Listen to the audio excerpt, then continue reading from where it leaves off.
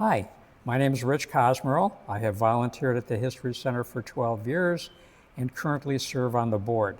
Today, I would like to tell you a little bit about a significant artifact from the History Center collection.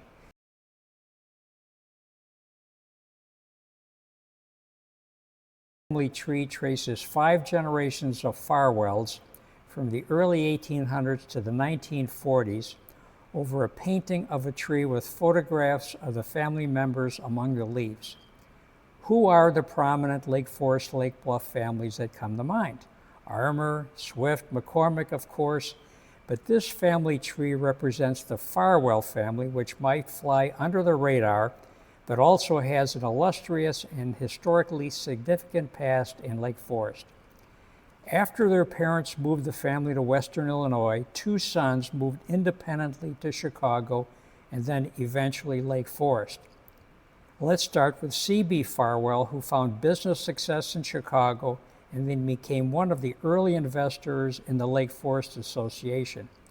Farwell and his family moved to Lake Forest in 1860, renting initially before building, in 1870, an Italianate house on Deer Path Road. That house burned, but his daughter replaced it with the gracious Georgian at 965 East Deer Path.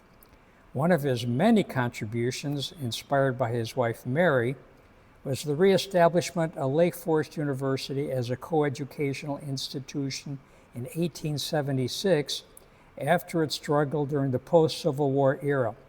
The Farwells funded Young and North Hall, the gymnasium, and Farwell Field.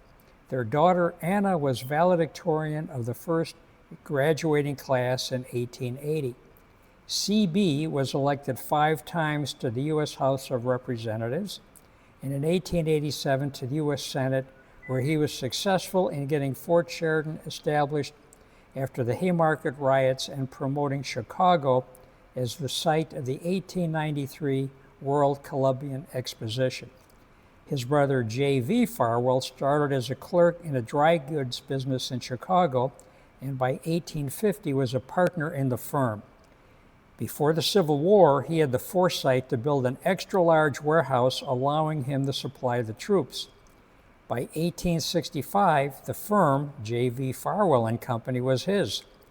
Among his accomplishments, he hired Marshall Field, who learned under Farwell before leaving to take over the Potter Palmer business.